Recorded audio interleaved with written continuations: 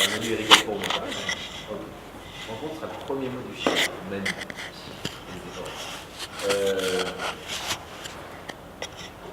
Il fait froid, vous avez remarqué. L'hiver est tombé. Mashivaroua, qui arrive la suite. Morida Geshem. Concentrez-vous, vous êtes bien concentrés sur le début. Concentrez-vous sur la deuxième partie de la tefila. Mashivaroua, ça c'est bon. Morida Geshem, c'est super.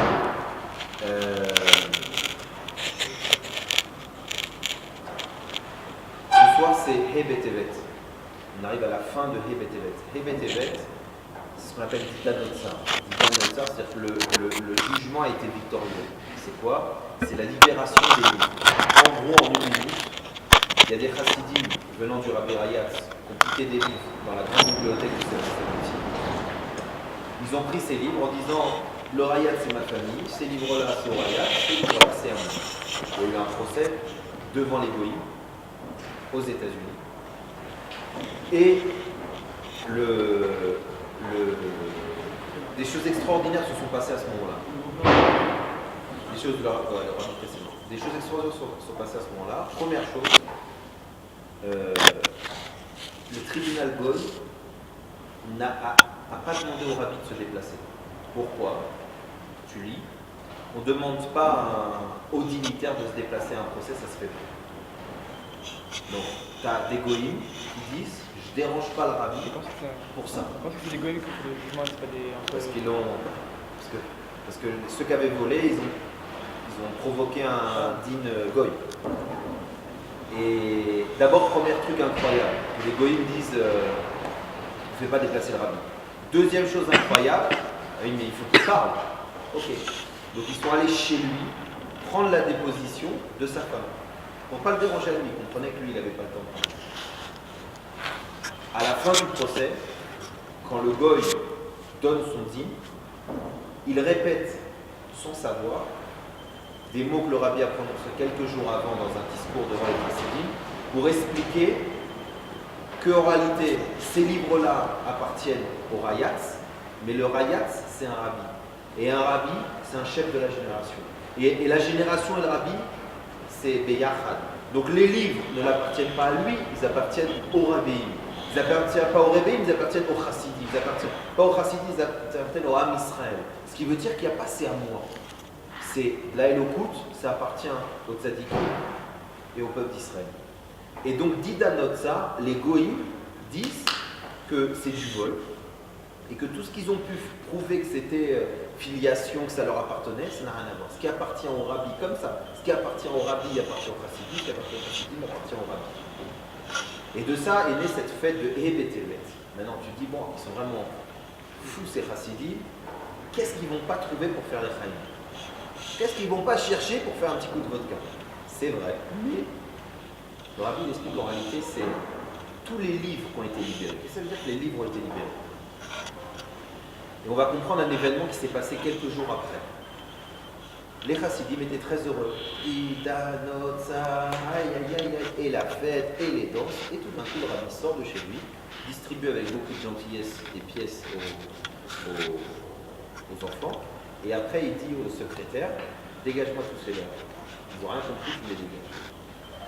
C'est rare que le rabbi dise. Et il dit après, vous avez rien compris. Tout le principe que les livres ils ont été volés, c'est parce que quoi? C'est parce qu'ils étaient dans les armoires et qu'ils restaient dans les armoires. Et vous fêtez le fait qu'ils sont revenus dans les armoires. Mais s'ils reviennent dans les armoires, c'est que pour cette fois-ci, vous les sortiez vous, les chassidim, pas ceux qui veulent les voler. Sous-entendu quoi? Sous-entendu que ce qu'on disait tout à l'heure par rapport à la galoute et la Géoula. Un juif, il doit comprendre que ce qu'il y a dans les livres, c'est ce qu'il doit avoir ici. Ce qu'il doit avoir ici. La Torah, c'est une Torah de vie, c'est une Torah de vérité. Donc, si le Shulchan Arour il me dit comme ça et que ma vie elle est comme ça, j'ai un problème. Ou moi j'ai un problème, le Shulchan Arour il a un problème. Ça veut dire qu'il faut croire en les paroles des Chachamim. Il faut croire en la Kedusha de la Torah. Et la Torah elle n'est pas là. Et c'est pour ça que le 8 Tevet, il y avait un petit goy qui s'est dit, et si on traduisait la Torah en 70 langues? C'était une catastrophe. Et après, il y a Yud Betevet, qui est aussi le début de toute de la prise de Yerushalayim, du siège de Yerushalayim. Et Yerushalayim, c'est Hirat Shalem, la crainte de Dieu parfaite. Qu'est-ce que ça veut dire? Que le siège commence. Traduction. Aujourd'hui, il n'y a que des livres traduits. En anglais, en français, en espagnol. Alors quoi, c'était pas bien, il faut les jeter? Non. À l'époque, le problème de la traduction, c'était que c'était pour faire perdre la crainte de Dieu. Pour dire, tu sais quoi? T'as quoi? T'as Gaston Lagaffe, t'as un Chumash, t'as France Football. Ouais, non, c'est bon, c'est bon. Au mieux, tu sais qu'il y en a un qui doit être dans l'autre, peut-être, pas dessus, si tu mets le Chumash, après la main en dessous. Il y a un autre par ici. Mais c'est un livre. Mazemichane, c'est un livre. Voilà, j'ai ma petite sifria religieuse, ma petite sifria de bande dessinée, et j'ai même mes petits livres spécial toilettes, que je mets juste à côté en bas, juste pour les toilettes. C'est des livres. Et là, quand je beaucoup, il dit, mais bon, tout mon tzimtzum, toute ma lumière, je l'ai descendu. Moi, vous et ma Torah, c'est une seule chose. Je me suis réduit pour que chaque lettre, elle puisse évoquer une vérité, une lumière chez toi. Et toi, tu me dis c'est un livre? C'est un livre. Comment il dit Rambam? Moi j'ai entendu Foucault à la télé, il a dit l'inverse. Attends, Foucault, le Rambam, où ça se compare? Et moi j'ai lu que les États-Unis vont nous sauver. Tu prends un journal qui est pompé d'argent, qui tient que sur de l'argent de sale, tu le compares à ce que la Torah te dit dans une prophétie de Yecheskel, et les mecs qui comparent. Il y en a qui te disent, oui, la Géoula c'est vrai, mais sans les États-Unis, je dis, mais de quoi tu parles, les Bono Shalom? Tu me parles des États-Unis, quoi? Tu parles du pays des États-Unis? Celui qui vient de se faire humilier à la face du monde par un petit jeune qui a tapoté des trucs sur Internet et qui a sorti toutes les bourdes les plus grandes. Aujourd'hui, tu as le monde entier, et le nez, c'est qu'à cause de ça, les États-Unis ne s'occupent plus, et donc Jérusalem, il n'y a plus de gel des implantations. Pourquoi? Parce que dans le monde entier, les gens ont vu comment ils se parlent, ces très grands là dont tu parles, qui vont te sauver, qui vont t'aider, etc. Ils te disent, ces mecs-là, on va les foutre en l'air parce qu'on a du pognon. Tecto, tout dans le Wikileaks, là, ce qui s'est passé, c'est qu'ils ont sorti des conversations où tu entends le chef des États-Unis, le grand chef des États-Unis, raccrocher avec la Russie et dire ce mec-là c'est vraiment un psychopathe, un taré, un machin. Comme toi tu parles avec ta grand-mère. Donc tout s'est effondré. Aujourd'hui les gens disent les États-Unis, c'est des vauriens. Ils n'ont qu'un seul intérêt, c'est l'argent. Et t'as même là-bas des feuilles qui montrent que l'Arabie Saoudite, elle a demandé aux États-Unis d'attaquer l'Irak pour le pognon. Et les discussions, et machin, tu vois comment c'est pourri, et c'est ce qui est écrit dans l'Haftarah de Yecheskel, que toutes les nations du monde, tout ce qui les intéresse, c'est l'argent. Tous leurs intérêts, c'est du pognon. Quand il y a eu la Shoah, tout le monde savait ce qui se passait. Et il n'y a pas un avion qui a décollé des États-Unis, pas un seul. Ni des États-Unis, ni de personne. Parce qu'il n'y avait pas d'intérêt financier. Qu'est-ce qu'on en avait à faire d'aller sauver des mecs qui sont déjà morts dans des trains? Et c'est comme ça dans toutes les guerres. Ben Laden, c'est les États-Unis qui l'ont mis en place. Le régime aujourd'hui de l'Iran, qui veulent faire exploser, c'est eux qui l'ont mis en place. En faisant tomber le Shah d'Iran, c'est eux qui ont provoqué ça. Parce qu'à l'époque, il y avait un intérêt. Il fallait faire plaisir à celui qui donne le pétrole. Ce qui veut dire que quoi? Que si toi tu construis ta marchava avec ça, t'es comme les arbres en ce moment, t'es tordu. Tu comprends pas.